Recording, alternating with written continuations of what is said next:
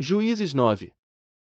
Abimeleque, filho de Jerubaal, foi aos irmãos de sua mãe em Siquém e disse a eles e a todo o clã da família de sua mãe: Perguntem a todos os cidadãos de Siquém: o que é melhor para vocês, ter todos os 70 filhos de Jerubaal governando sobre vocês, ou somente um homem?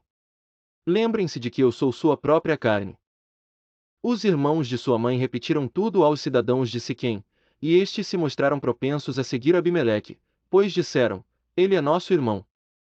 Deram-lhe 70 peças de prata tiradas do templo de Baal-Berite, as quais Abimeleque usou para contratar alguns desocupados e vadios, que se tornaram seus seguidores. Foi à casa de seu pai em Ofra e matou seus 70 irmãos, filhos de Jerubaal, sobre uma rocha. Mas Jotão, o filho mais novo de Jerubaal, escondeu-se e escapou. Então todos os cidadãos de Siquém e de Bet-Milo reuniram-se ao lado do carvalho, junto à coluna de Siquém, para coroar Abimeleque rei.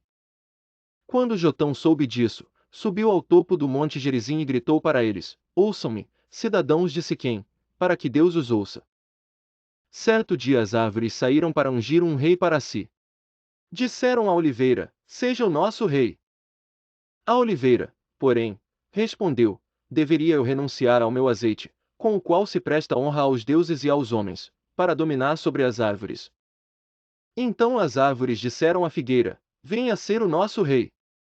A figueira, porém, respondeu: deveria eu renunciar ao meu fruto saboroso e doce, para dominar sobre as árvores. Depois as árvores disseram à videira: venha ser o nosso rei. A videira, porém, respondeu: deveria eu renunciar ao meu vinho, que alegra os deuses e os homens, para ter domínio sobre as árvores. Finalmente todas as árvores disseram ao espinheiro: venha ser o nosso rei.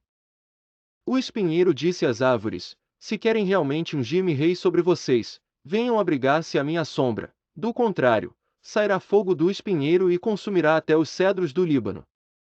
Será que vocês agiram de fato com sinceridade quando fizeram Abimeleque rei? Foram justos com Jerubaal e sua família, como ele merecia.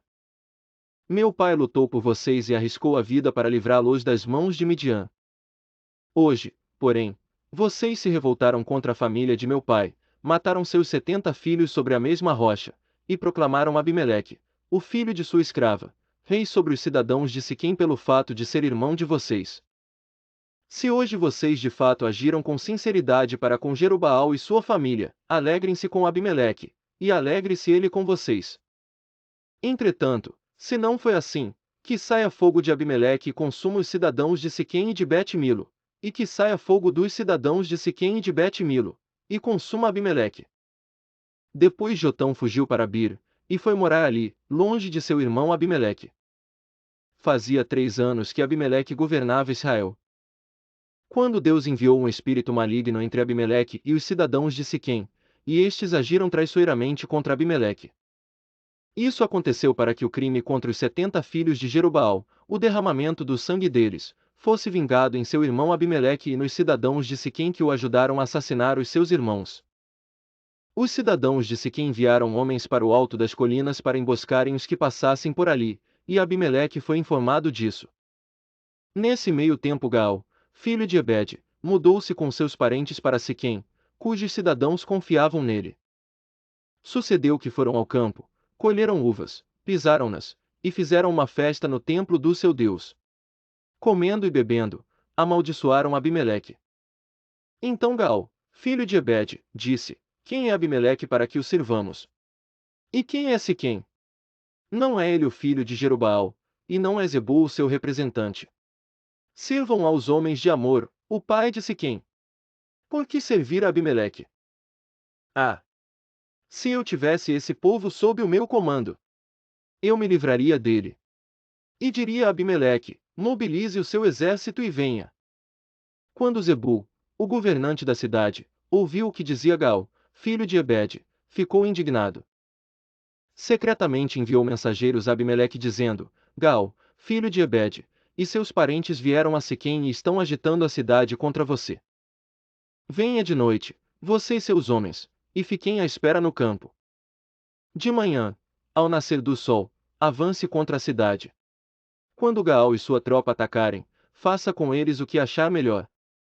E assim Abimeleque e todas as suas tropas partiram de noite e prepararam emboscadas perto de Siquém, em 4 companhias.